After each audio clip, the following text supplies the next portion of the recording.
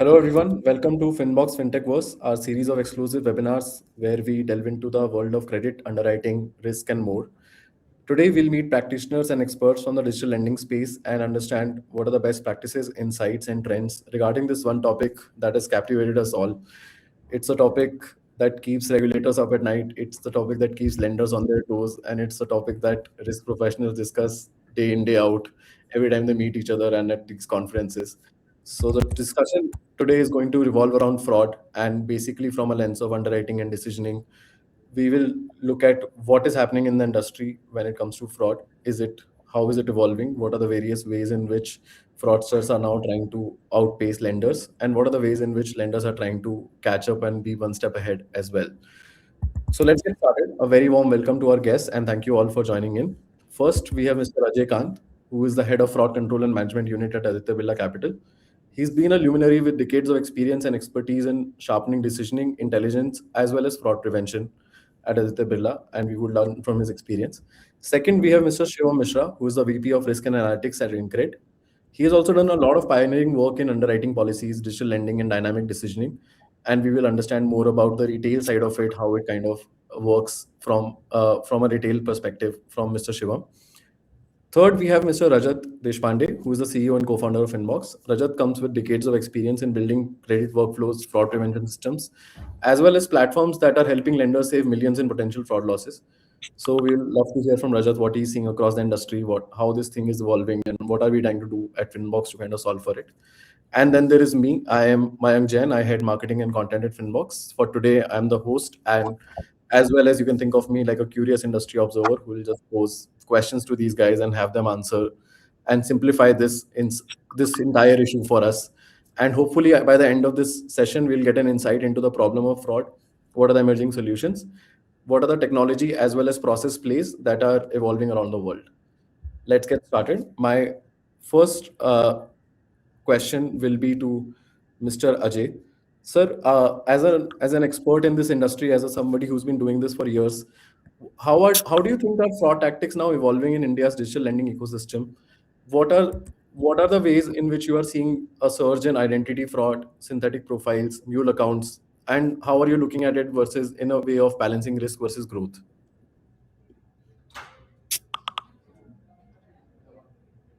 What Mayank and team FinBox for arranging this webinar and inviting us for this August gathering. Uh, this is a topic which is always will be debated, which will always be discussed, and uh, it also is because of the interest which is lies in. There is a passion from both the sides, whether it is the team who is actually tackling the frauds. Equally, if not more, the passionate is also the fraudsters. So there is always a cat and mouse game which runs, and you all may have also heard about. We have discussed so many times. Many of the people or the leaders have also been talking about it, that fraudsters are always ahead of us, and that's very true. So if we go to the, you had asked how it has evolved and all, it's always evolving. It's always evolving. The fraudsters have been changing their pattern. They have been changing the modus operandi. They have been changing the locations. They have been changing the kind of technology, the platforms and all. If you ask me, at the initial days, uh, I come from a background of not only lending but also insurance, and we have seen so many kinds of different kinds of frauds which had been emerging from the primitive days. There had been the case of in insurance, basically on the death before issuance, people on the deathbeds getting those insurance policies. For in the lending business, it was more of an ID theft cases, which still continues, which still the industries are grappling with. Although there have been lots of changes which have been taking place, there have been lots of control measures which has been identified and put in place by many of the players, whether it is the banking or the NBFCs. There had been lots of technology intervention. There had been development of AIs and Gen AIs and whatnot. But if you take the other side, they have been also evolving, and from the perspective of the technology, they have been more the taking the advantage of that those technology as compared to what we are doing it. And of course, in the recent times, lots of changes have happened, lots of controls have been built, lots of those innovative methods have been taken through by the industry players, but they have been also evolving. I can just give you some examples of it. Uh, to start with, uh, there had been those ID theft cases in the manual journey in the sense, not digital, but the non-STP journeys like the personal loan, the branch PL loans, and all, and other unsecured products. There we had seen lots of cases where people used to create those kind of PVC cards of pan cards of the victims, and they used to have their own photographs in that. They used to have only the basic details which were there available in the NSDL data. That only was there. Rest the photographs and all, because that needs to be matched with the application form and the other details. So they used to play, and if you go and see those kind of PVC cards, you can't make out that whether it is a tampered PAN card or it belongs to the victim. So there had been those kind of things, and industries had lost lots of amount in that. Uh, Gradually, uh, there had been some change where one one of the most critical change which had happened was Aadhaar PAN linkage, and because of which lots of these ID theft cases came down, because you can't actually at the same time tamper with the PAN details as well as the Aadhaar details, and those things actually helped the industry in preventing the ID theft cases to the large extent. Then there has been cases of unsecured retail. If you see, there had been pockets, whether it is in eastern side, if you go in West Bengal and Odisha, Jharkhand, Bihar, and all, uh, and then this side also, north side, you may be seeing lots of unsecured retail property related cases where the nexus had been there, where they had been uh, uh, showing the properties, some property, while at the post disbursement stage when the collection goes to collect the EMIs and all.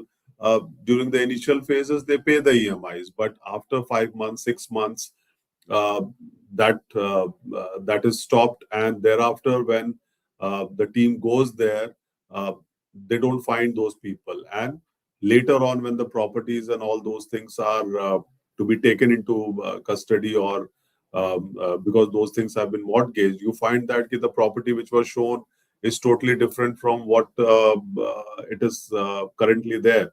So there may be some nexus amongst the fraudsters, not only the borrowers, but there are other associated partners also in their crime. Uh, so these kind of frauds were another headache for the. So one is the ID cases, the second unsecured property related cases. Uh, then you see so many other changes, other case kind of cases, whether it is phishing, the OTP compromise, the account takeover, all these kind of things had been continuing from those days, and now also, although the methods and the new kind of frauds have also been added there, but these were the kind of things which had been there, and basis some kind of a controls which the companies have introduced, there had been some checks and control on these kind of frauds, but there is still a long way to go. So that's, I just thought to share on the Sure. kind of trends or the cases which the industries had been grappling with. Definitely, I think that makes a lot of sense, and I think if you just go on mute, sir. Yeah. I think there is a lot of evolution in terms of the simply the kind of fraud and the nature of this problem that we are seeing. I would like to bring Rajat in here. Rajat, what do you think from an ecosystem perspective is happening to this landscape of fraud? And one second thing is what I would like to know is whether we are now more worried about uh, existing vectors, or we are worried about new vectors emerging and kind of targeting it us at larger scale than we have ever imagined. So yeah, I think oh, it's a multi-part question. One, I think people are always worried about existing as well as new vectors. As you can imagine, any loan program evolves from small scale to large scale, and it attracts attention of different kinds of people as it sort of grows. And you will see, for example, in digital lending, if you launch an app, suddenly it becomes viral, and then it goes on into communities, into places of certain agents or sort of people who detect it and then sort of start doing a very very sort of concerted efforts to defraud folks. So we they might not be new vectors to start with, but they might be targeting newer systems or newly sort of live sort of pieces, new sort of programs which might not have yet implemented all the controls and might be just testing the water in certain areas. So I think what is interesting is not only to say that all the controls, but to sort of formalize the implementation of controls that they are live on day zero, right, rather than sort of incrementally made live as part of only operational processes, etc., which essentially from a systems perspective means that one, there is an understanding of a baseline of fraud controls in the ecosystem, both from the technology vendor landscape, the loan origination system landscape, the landscape of credit ops and FCU. But the sensitivity and sort of application has to start from the word get go. This is about sort of known fraud vectors, right? So because stuff that people, you can't be lax on known stuff as well. And if the known stuff is too hard to like really validate, it also becomes a gap. So people will always test for all known pieces on in new programs. Now coming to new vectors, there are always new and new things happening, especially, for example, it becoming super easy for people to forge documents, right? So as Ajay sir mentioned, people used to build, sort of these PVC cards, etc. But this still, people who were very determined to sort of do frauds, they will manufacture good looking, sort of near identical PVC pieces. Now to create like a fraudulent document that is super easy, it's maybe free, because you can just use AI to kind of superimpose your image on something existing. And people are so crafty, they will find, there are common names, for example, if you are sort of, you are like named Rahul, for example, very common name in India, you can find a person with that Aadhaar card and then sort of figure out how you superimpose a PAN number with that name, and now you have suddenly, if if you have a friend named Rahul, take that Aadhaar card, take his photo, put on like another PAN, with somebody named Rahul, now you have matching identities, right? So now the reason this is dangerous is because a known vector, but you can imagine now people have AI to do this at scale. So earlier, to sort of match this, it was very difficult. Now you have to have like unrelated documents, and then you start matching them for sort of crafting these connected documents very very easily. You can do it, you do 10,000 in a day just digitally, right? And then given the sophistication that folks have, then you print it out and then you use it in photographs and digital lending journeys, and you suddenly have a very easy way to test out this piece on say 100 digital lending apps. Now there's another piece. Right now, loan origination can be automated. Loan sort of applying loans on the web can be automated very easily using browsers like Comet and sort of all these AI enabled browsers. So you can just give it a list of these documents and all of this, and they can parallelly apply on all web related sort of properties simultaneously. Suddenly, you have known vectors which were easy to catch, but at scale they become like a very big nuisance to the overall ecosystem of lenders, right? And they hit so fast and hard all across that it's very hard for folks to respond if they are not ready for scale at scale fraud. And I think a lot of this has gone on with a lot of investment from the lending community to solve for this, and we see, at least in our experience, them being very very very very focused in making sure that fraud controls are implemented from the word get go.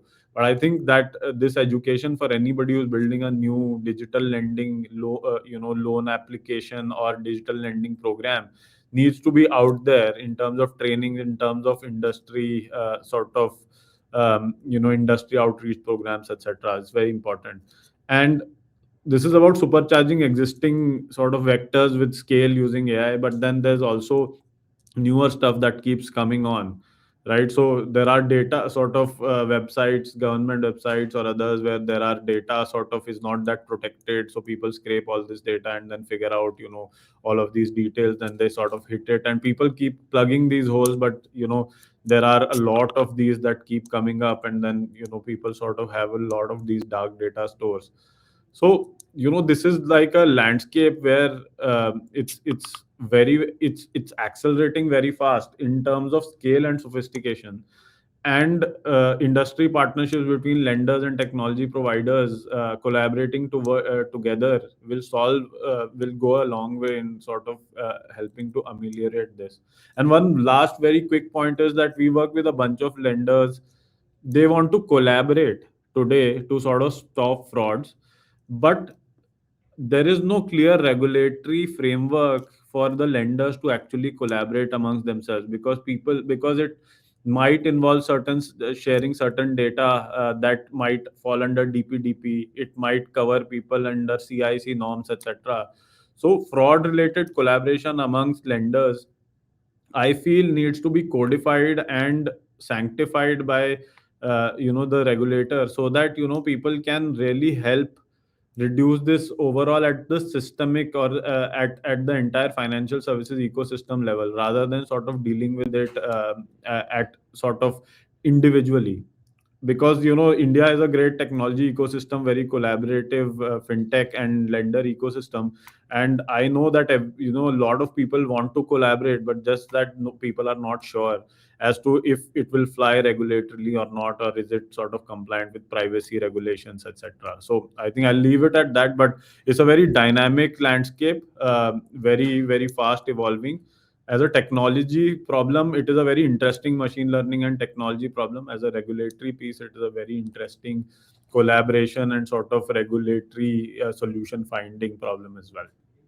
I'll just pause there, but yeah, those were my initial thoughts.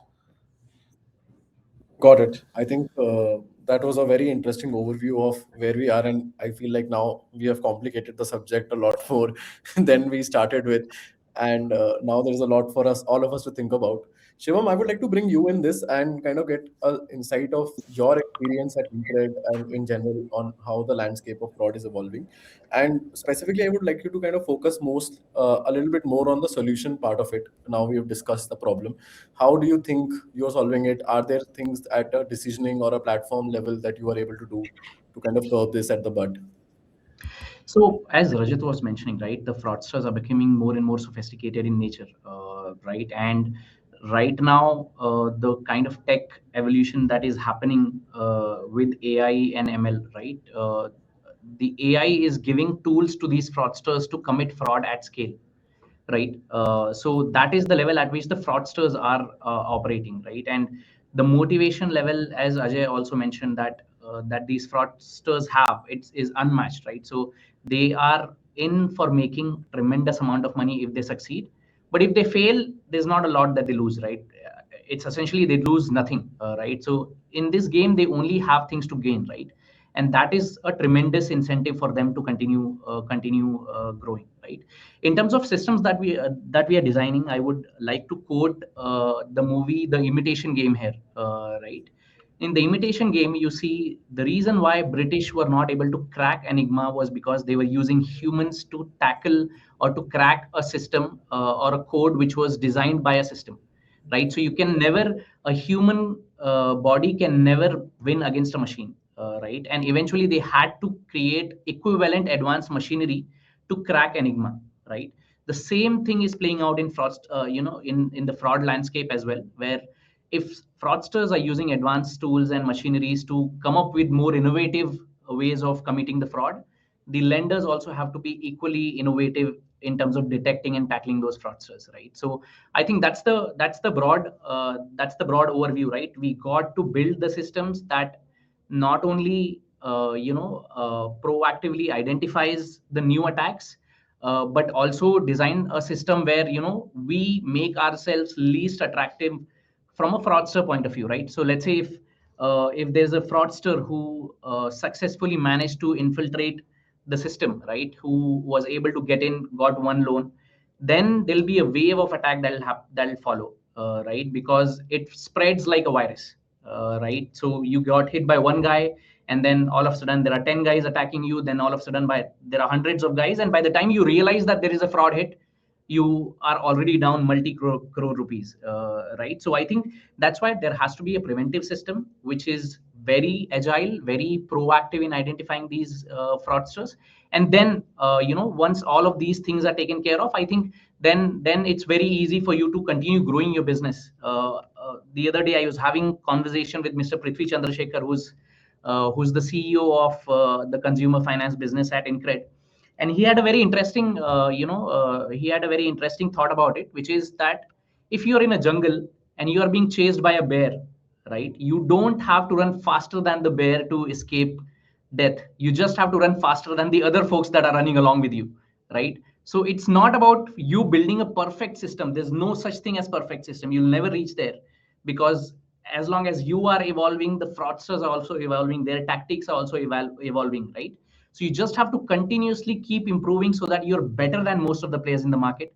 That way you make yourself less attractive to these fraudsters, and then the whole system all of a sudden works in your favor, right? You're saved from millions of dollars in fraud, and as at the same time, even the fraudsters know that, right? Know the fact that this company is very hard to commit a fraud with, so I might as well divert my focus to company XYZ, where it's easier to get in because the fraud defenses are weaker. There are not enough adequate checks in place to keep frauds away. So I think that's the approach that I take. Of course, it is very important to have agile systems to make these changes. One of the big problems that we face with manual checks is that it's very hard to change, right? You got to onboard hundreds of people. If you're making one single change, also you got to onboard hundreds of people on that change. By the time you train the team and they are on to that job, you've already lost like a month or two where fraudsters are attacking you day in and day out, right? So I think you got to build agile systems. You got to build the most advanced system that you can to the best of your capability, that keeps the fraudsters away, and that way you can protect the interest of your company, and you can keep the fraudsters away. So that's my view That makes on sense, building I think. a system. Definitely, I think we are like kind of seeing definitely a move towards digitalization and automation of a lot of these workflows as well. I would like to bring Sanoop here, and he is the one who leads Sentinel AI, which is our decisioning system, which is being used by a bunch of lenders to capture fraud and curb this problem. So, Sanoop, in your perspective, what do you think are some of the ways in which lenders are now warming up to this problem, and how are they kind of looking to solve it? Is there something dynamic in terms of the decisioning world that is happening, which is doing better than the earlier static systems? Right. So it's very hard for anyone to be prepared for the kind of frauds that might come up. So I've been watching a podcast about the Zomato founder, how Dipinder had basically they were explaining how new kind of frauds started coming in because of how they can tamper the image, and some person might add a fly in the food and say that this food is not adequate for consumption, and then they would ask for refund. Now these are kind of things that nobody would be prepared for, and the same kind of applies in the lending institute as well. What you need is some sort of an ecosystem that allows you to iterate faster, run experiments faster. uh, you cannot what I would according to me, I feel like you cannot have a single source of truth for deciding whether this is a fraud or not. You need to be able to bring multiple signals when it comes to decision making. Try to enrich your borrower with multitudes of data points that are available right now, with when it comes from an identity perspective, when it comes from a behavioral perspective, there are multiple data parameters available for you to enrich it. And I feel decisioning shouldn't be uh, decided at various points. I feel the borrower decisioning should happen throughout the life cycle when it comes to the lending.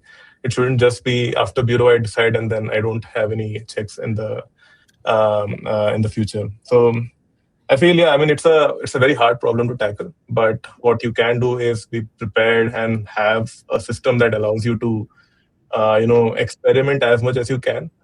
You should be agile when it comes to solving these kind of problems. Got it. Fair enough. Uh, Mr. Ajay, I would like to kind of get your perspective now on this, specifically as we are looking at, ramping up fraud controls. The first kind of pushback that comes, I think, is from the business teams uh, who look at this and say, hey, our business is going down, our funnel is getting rejected, rejected, rejected. So how do you balance, like a tighter fraud control with two things? One is a business outcome of the business as well as the consumer experience, because the customer also is getting annoyed. Hey, why am I being asked to like authenticate myself 5, 6 times during this process? Thanks, Mike, for that question. And just to take it forward, before that, the insights which Rajat, Shivam, and Sanoop had provided, I'll just add a couple of things there also. Like, for example, uh, while it's very good that we need to invest in the technology and which can take heads on with the fraudster in tackling frauds and in preventing it to happen.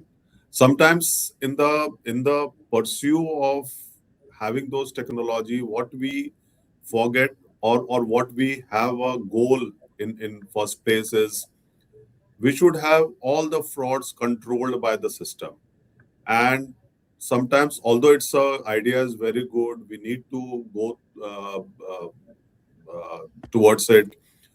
But sometimes we forget that in order to have the large picture, sometimes the small kind of which might look as a small case or something, which also gets uh, lots of the attention actually goes away from that, and there also these fraudsters try to hit. See, fraudsters, when I just had uh, some experience of having one interaction with one fraudster, and in Northeast, and while we were interacting with them, uh, some kind of insights which we got was like how the industry is actually trying to protect their or control the frauds, and how they are able to tackle it. So what they were saying also is quite scary, but it's actually also true. Like, for example, in the ID theft cases, we all know that there are so many lenders, there are so many big, small, medium size, and all. Uh, Everyone would not be having the same kind of a control on the frauds. There would be some lesser amount of control. Some of the lenders may still be grappling with the first level of control itself. And these fraudsters, mind you, is doesn't have time. They don't have time to actually waste in uh, committing those frauds where the controls are very strong. And that actually gives a sense to us, a positive sense that we need to continue building those controls without losing the sight of the human intervention, which also is important. It should be a balance between the technology and the human, because the human will give you the insights, the practical insights which may be happening in those locations, which sometimes the technology may miss out, or whatever you get that intelligence, when you put that in the technology, it becomes a more comprehensive, more robust to fight out. So I'll just quickly just give that the kind of conversation which we were having, like for in the ID theft cases, and you all may be also aware of that each one of us, the PAN, the details of each one of us is already there in the domain, out in the world. People have been using, misusing all those details. There are lots of sites from which they can download. They have a subscription model from which they can take those PAN number. For example, my name may be quite common. There would be hundreds, thousands of Ajay. Now, what they do, they also try to check their CIBILs, or whose CIBIL is good, they will try to create the documents, rest of the documents for those people, and then commit those frauds. Then they will check. They have the second modus operandi which they have lots of those groups, especially on the telegrams and all, where they actually discuss, while we are discussing here how to control frauds, how to mitigate those things, and collaborations and various other things, they are also discussing in those groups where is the control weakest, where something is working on, where something is not working. And then they try to, we talk about penny drops and all, they also talk about penny drops, but in the other sense, penny drop in the sense ki, okay, I will test this particular system of this particular company, whether it goes through, then he or she will actually cascade it to other members. So there are 3,000 people, 4,000, 10,000 people in that group, and people actually discuss these. And we happen to see those discussion, the chats through these people, and all these kind of things. Okay, this company is having weak link. Okay, I have been able to penetrate towards to get one loan approved. Now you can do similar, and then all of a sudden you get those. It starts with one or two cases, but then gradually it moves into thousands or hundreds or thousands of such cases. So one is that, and those kind of intelligence also the human has to play. So there has to be, one is the balance between the human and the technology. Second is on the kind of controls, we should not miss out on the smaller kind of things also in that pursuit. But coming to the question, Mayank, which you asked, ki how the business, we and everyone, I'm sure, feeling the same. There would always be pressure from the business to uh, uh, it is impacting their business. It is getting delayed, the tax and the costs and many things. However, you need to have a balance of, you can't be just having roles in the कि नहीं मुझे सब कुछ रोकना है. But you also need to give the logic, you need to give the clarity to the other side also, so that when they understand why it is important, whether it is having a similar kind of, it will have an impact on controlling frauds or not. So these kind of dialogues and discussions happens almost not every day, but regularly between the business policy, fraud control team, or the risk, or the underwriting and credit and other process teams and all. And these kind of discussions happen whether this particular control is uh, it is never taken that key, okay, only couple of frauds have come, so why should we have this particular controlling the controls. Now these kind of examples actually give them the insights that key, okay, now right now you have got one frauds, but if you let it out, you may suffer more and more. Those frauds will come in the due course. Uh, it's just a matter of how the information actually spreads. And it's while seeing those kind of group chats and all, we know that this is very, very alarming, and we can't be just giving those kind of taking it for granted that okay, right now there's no fraud, but so we can take it lightly. So we need to have a continuous dialogue, and it has to be a dialogue between the business and the risk team. And those dialogue actually helps to understand both the sides. And as of now, we have been putting those controls. Yes, there are debates happening, but we are able to take care of that. Yeah, wherever it is possible to open the window for getting more business, but never at the cost of quality and never at the cost of these frauds to happen. So that's how I can uh, place views on this. Absolutely. I think that makes a lot of sense, and it's going to be an ongoing conversation, and it's going to be a probably like a heated push and pull before we kind of figure out how to kind of mutually Yeah, Mike. work together. Sir, I think you can mute yourself, Ajay sir, here. And for to kind of take this conversation forward a little bit, I would want to now focus a little bit more on understanding where we are in terms of intelligent decisioning, right? What are the ways in which we are setting up controls? What are the ways in which we are looking at the entire funnel of KYC, underwriting, ensuring that there is a continuous process of monitoring? Shivam, could you give us a sense of where you guys operate in this space, and how advanced or how good do you think we have become overall as an industry to get there? Sure, Mayank. So I think the biggest push against these fraudsters, the biggest push to control the fraudulent activities has come actually from the regulator and the government of India, right? What we have seen is that historically the biggest or the highest number of frauds that we were getting earlier, around a year, 2 years back, was the ID theft cases, right? As Ajay sir was mentioning, somebody putting their own photo on somebody else's PAN card, or somebody using somebody else's Aadhaar to apply for a loan. The biggest push has come from the government with the help of India Stack and Account Aggregator, where what government has done is that it has enabled the institutions to get the data directly from the source, right? You don't have to collect Aadhaar's photo or PAN card's photo from the customer, or even if you're collecting the photographs from the customer, you can always validate it with the government website, right?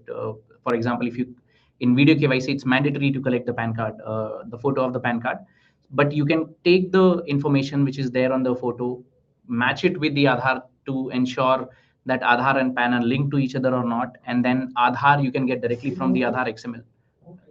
Yeah, 10, 15. And Aadhaar XML you can get directly from the source UIDAI website, right? So that way you can ensure that PAN and Aadhaar are linked to each other, belong to the same person, and then there is an NSDL which is helping us validate the details on the PAN as well, right? So the biggest push has come from the government. The second highest amount of fraud that we were seeing is, the bank statement tampering, where somebody has taken their bank statement, edited the salary transactions into that bank statement, and then pushed the case into the system, right? Now, account aggregator has actually helped us get again data from directly the source, which is the banks, which eliminates the whole step of customer downloading the PDF and uploading it on the our app or website or our decision making system, right? So now, since we're getting the data directly from the source, the whole concept of customer editing something is gone away, right? That's that right now. So ID related theft, or these manual editing of these documents is largely taken care of. Of course, it's not 100% foolproof. There's, again, we see a lot of newer, more innovative ways of fraudsters coming up with ways to defraud us. But a more sophisticated fraud is the intent fraud, right? Where the Aadhaar card is genuine, the PAN card is genuine, belongs to the customer. It's just that customer does not have the intent to pay back the loan, right? Now that is where I think the biggest scope of innovation is right now. I think the way the way legacy systems have been working so far is that there are a bunch of rules defined by a human mind, right, which is a set of expert people, right? They have their own set of 15, 20, 30 years of experience in tackling with these fraudsters. So they have their own set of ideas and concepts in their mind as to this is how fraudsters think and act, right? However, one of the problems or one of the limitations with the human mind is that its capability to understand complex patterns in data is very much limited, right now. If you want to underwrite a customer, you have tens of different data sources where you can collect the data. What really takes innovation is to extract the information out of that data, right, which is not possible for human mind to comprehend, right? So there are hundreds of data points that you are collecting about a customer, but how do you translate that data point from data to information to decision, right? For that you need to build systems that identifies these complex patterns and then flags these cases. And as Ajay was saying, that these systems will always be imperfect. They'll not always purely detect fraudsters from genuine customers. So you need to rely on human bodies to come in and then verify those cases further, right? But at the same time, you have to ensure that the human effort that you're putting into identifying a particular or verifying a particular application has to be very focused. You cannot put like 40% of your entire application, give it to a human body and say, please verify if it's a fraudster or not. It has to be very pointed. It depends on the kind of frauds that you get, but ideally should not be more than 5-10%, right? And if you have that kind of system in place, then only you can scale from there, right? So imagine you have 30% or 40% of your population going for manual check.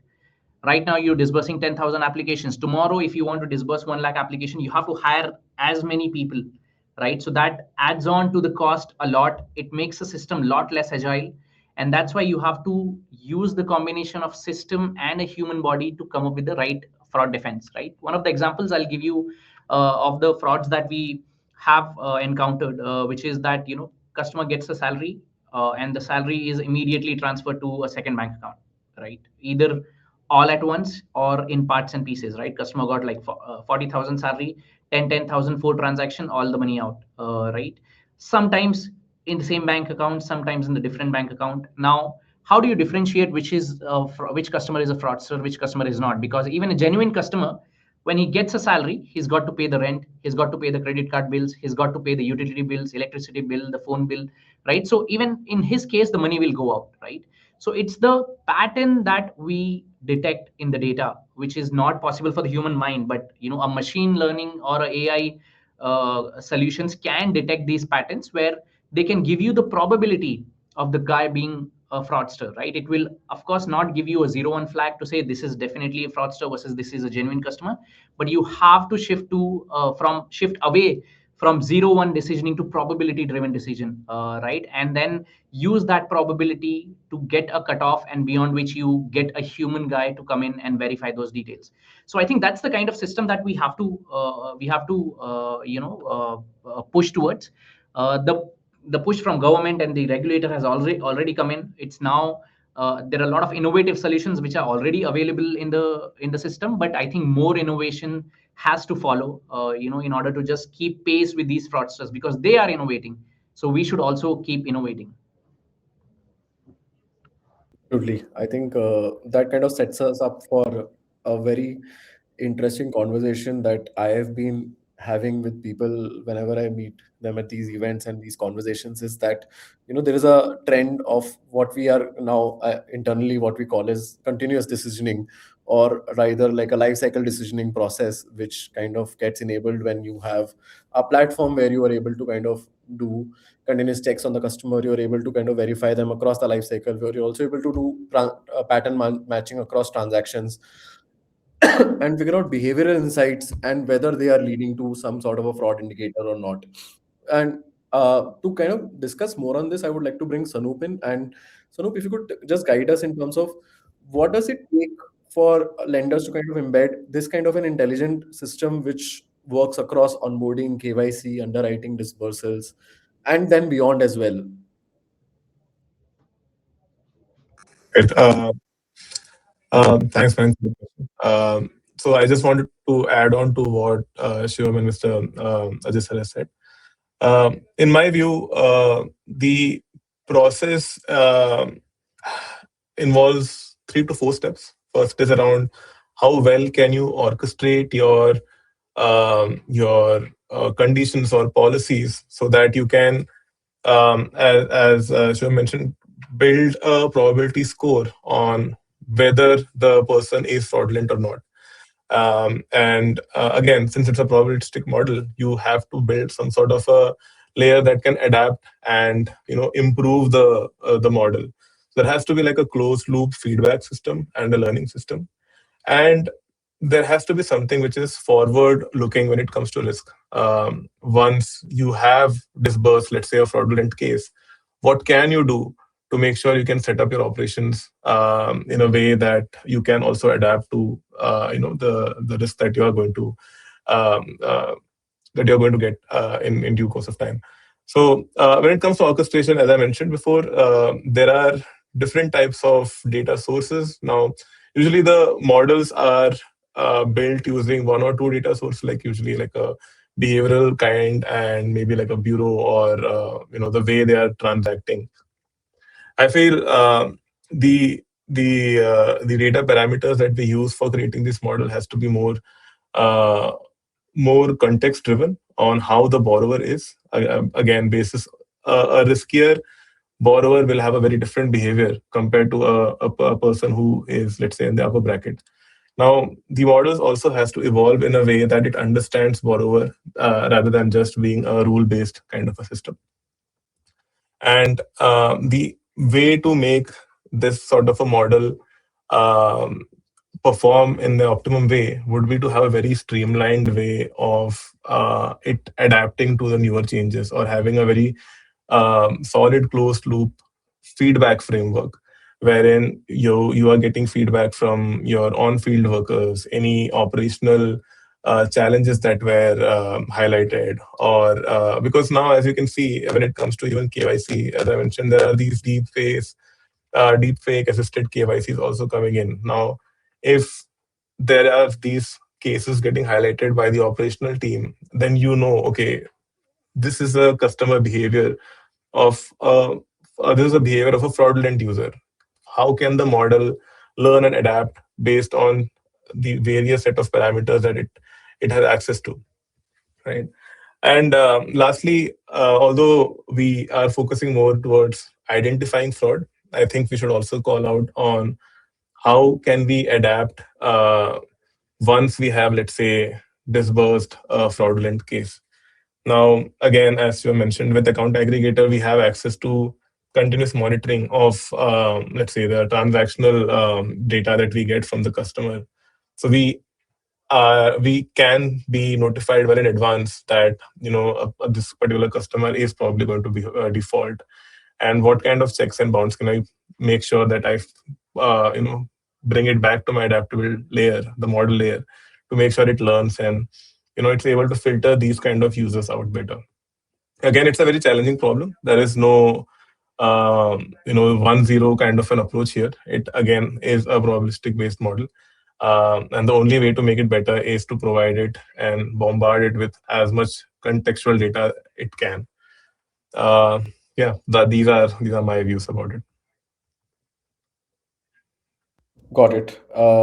That is an interesting way to look at this. I feel like now we must kind of focus a bit more about on the push and pull between. And Ajay sir, this is for you. Is that one of the ways in which we look at fraud now is always been this problem of cost for lenders. The biggest problem of this is cost, and then the entire lending funnel goes out of whack if you have more than 10 applications show up which have been fraudulent and been disbursed. But I feel as we kind of face this more and more, it starts to become like what Shivam was saying, that they tend to pick the easier target first. So you become in from an investor standpoint, you become unattractive. Maybe you also become unattractive from a consumer standpoint. Maybe there is a reputational cost involved also. Now that with RBI coming in, there's also a regulatory cost involved as well. Do you see this going forward, accelerating to a point where just fraud capabilities become a competitive advantage for lenders?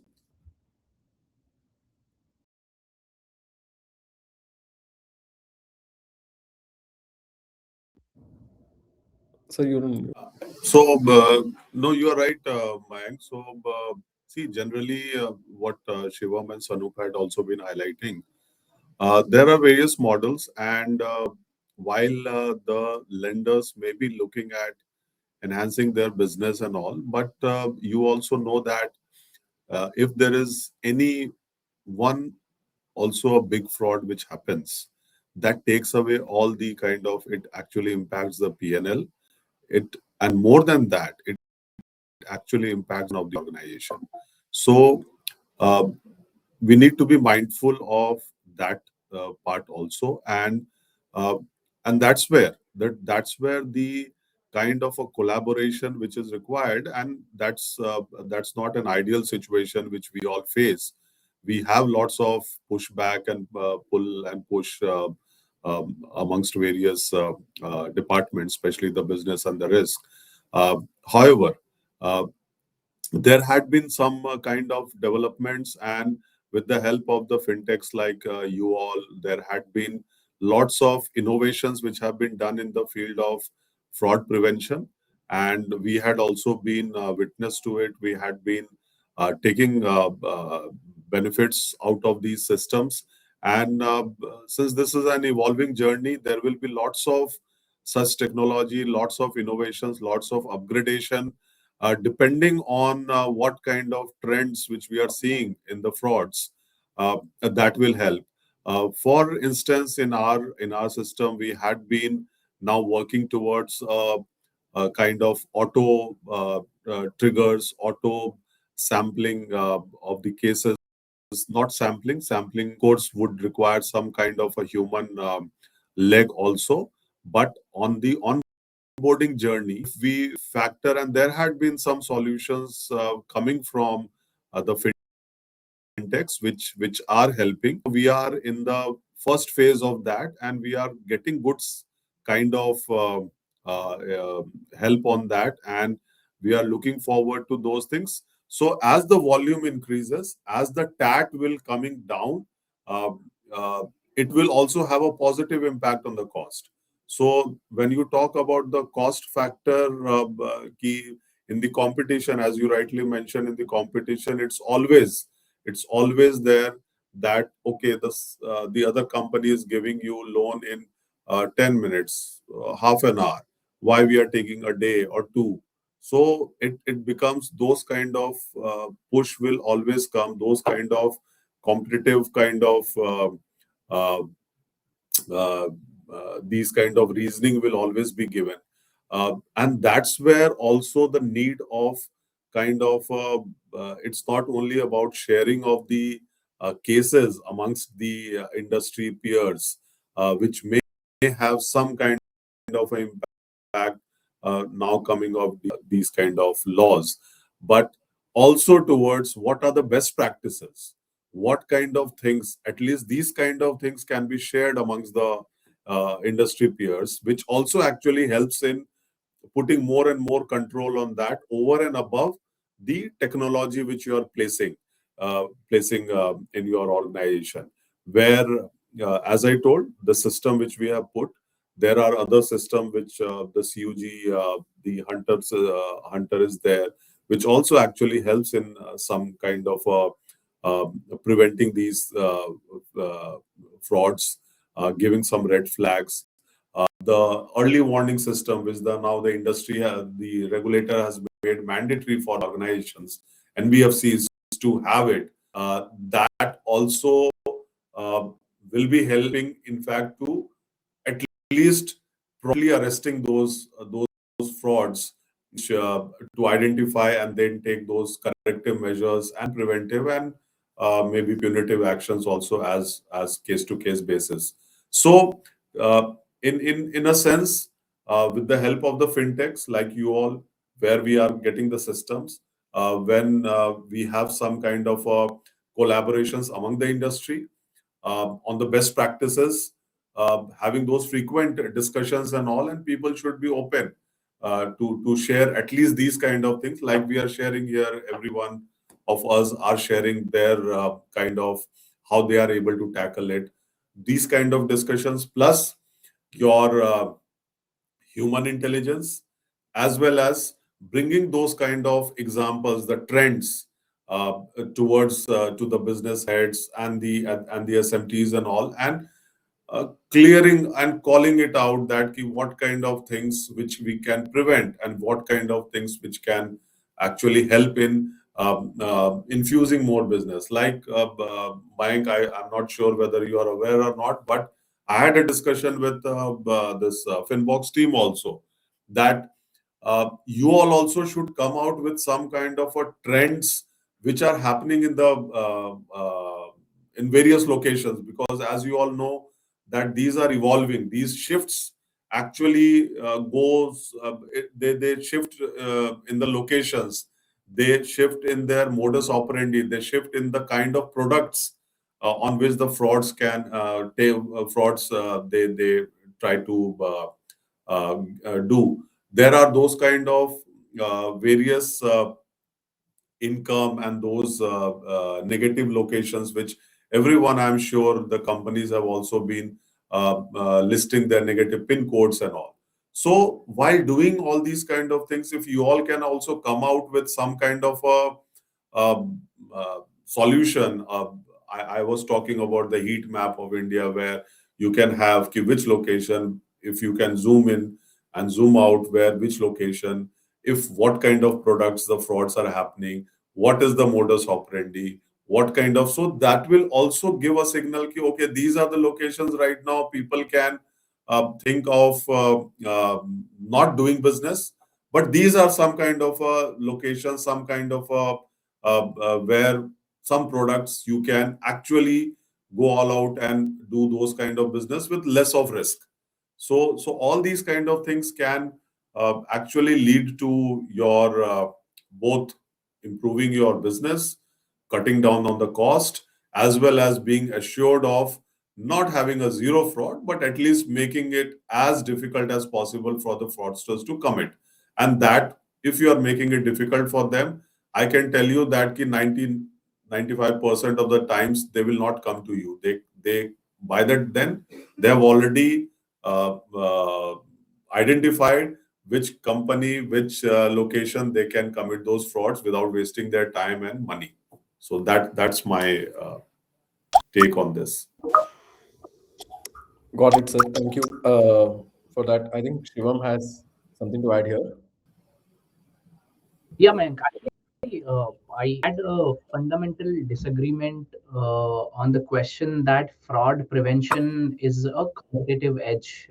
I don't think it's a right way to look at it. I think it has to be fraud prevention has to be a collaborative effort, right? I'm sure at any point in time some or the other financial institution is getting hit by a fraud, right? As we are sitting here talking about fraudsters and how fraudsters are attacking system, I'm sure some group of individuals is trying to break into some companies, right? So I think it's very hard to prevent fraud as as an individual entity, but it becomes a lot more effective when the group of entities come together and collaborate and come up with the insight to prevent the fraud, right? And I think that's where I completely agree with Mr. Ajay, where he's saying that companies like FinBox is exactly positioned right to take advantage of that, because you have multiple clientele, right? You are working with multiple banks and NBFCs, and that some or the other NBFC or bank is undergoing the fraud hit. You can identify the pattern of the fraud hit in advance, and you can alert everybody else saying that this is what is happening in bank X or NBFC X. This is how what you should build to save yourself from that. Because trust me, that bank X will develop the fraud defense against that kind of fraud or that technique of fraud, but bank Y or NBFC Y will not be aware of it if nobody tells them, right? So it's a win-win for fraudsters. They go after X and then Y and then Z, then P, Q, R. They'll go after everybody one by one. It's up to us to put the collaborative effort. And to give you the best example of that, I think as NBFCs, we are able to enjoy the lending ecosystem of India because of these collaborative efforts, right? Because the banks have done their due diligence, done the right KYC while opening the bank account. The Aadhaar body has checked the right documents while issuing the Aadhaar cards. The income tax department has done all the verifications in order while issuing the PAN card, right? So we are taking advantage of the lending ecosystem in India because of these collaborative efforts. So we should not view fraud prevention as competitive edge. It has to be collaborative, and we should all, as an industry, work towards building that kind of platform where knowledge sharing against these kind of fraudsters is very smooth, so that fraud at any company alerts everybody else, and everybody else is alert at that point. That also discourages the whole group of individuals, right? There are, if you especially visit the northeast and regions like West Bengal or some of the areas in northeast, there are syndicate entities which are day in and day out just trying to break into the system, right? Now they are able to sustain this operation so far because they're making a profit out of it. The reason why they're making a profit out of it is because the lending infrastructure or ecosystem today as a lending institutions are very segregated, right? They're not collaborating on the information right now, probably because one guy comes up with a very smart defense against these fraudsters, and he thinks this is my competitive edge, so let me just keep it to myself. I'll not share it with anyone else. Let others face the grunt, right? At the same time, the other guy also has developed something. Now imagine if both of them put in their resources together, then there can be, you can heavily disincentivize these entities in northeast and these states where their job is day in day out just hit the companies, right? So I think that's why we should not view it as competition. We should view it as collaboration, share the knowledge. And I'm sure in FinBox you are positioned at the right place to enable that learning across all entities. Absolutely, Shivam. I completely take your point on that, and definitely that is something that we are endeavoring to do more and more of. From my perspective, I can tell you, we have been documenting and sharing our learning and our observations across the ecosystem through our publishing a lot more. Recently, we published a guide to onboarding as well as a guide to fraud, which are based on proprietary data as well. So people can definitely go and check those out. We are in the process of revamping them and refreshing them for the year 2026 as well. And the way we also look at it is that it gets us a lot of positive feedback from the industry when we hear that people have actually been able to use these to figure out what are the best practices, what are the ways in which this is evolving. And uh, ideally, the hope is we are able to build some kind of a repository or some kind of a knowledge network for this to happen at a more consistent and more regulated basis, so that it is not in these sporadic bursts of motivation and everyone can kind of move forward at the same pace. So definitely appreciate that. uh, with this, I think we are coming towards the end of the time as well. I would like to wrap up with a quick question to you, Shivam, and then we'll go back to Sanoop for one quick question. Shivam and Sanoop, I actually have the same question for you both, and I would like you to kind of be creative and answer this for me, which is, if you look, let's say, 3 years from now, what assumption about fraud do you think we'll be completely wrong about? Something that we think is correct right now, and we'll be completely proven wrong 3 years from now. Well, I think what this is the point that Ajay mentioned earlier also. One of the things that will be completely wrong about is our confidence in our defenses. Right? We may be very confident that we have tackled it and we have cracked it, but the kind of incentives that these fraudsters have to break into your system is unmatchable, right? There are millions and millions of money to be made by these fraudsters if they get into your system. So if you are confident that you'll not get hit by the fraud, or you have all the right defenses, you will be proven wrong, and by wrong by a big margin. right? So all the time, I think you have to continuously be paranoid. You need to continuously invest in coming up with innovative solutions. You have to be on your toes all the time when it comes to fraud, because fraud is a matter of survival. Credit risk is fine. You can, you can take in a credit risk. You can price your cohort, your portfolio at the right price so that you break even. Your price minus risk still gets you some money. But fraud, there's no amount of pricing that you can put to cover for the fraud. Fraud prevention has to be a matter of survival, right? So let's not be overconfident that we've built the right solutions, we are doing this, that. We every day, every month, every quarter, every year, we have to put in efforts to identify the newer and newer patterns, and then start building defenses around it and be on our toes all the time. Absolutely. I think that's the best takeaway we could have gotten from this chat. And thank you so much for summing it up so well. Sanoop, do you have any parting thoughts on the same question? Uh, I can just add on to what Shivam has mentioned. So, I mean, historically, we felt that KYC was the best way to figure out if a person who's applying is actually that person.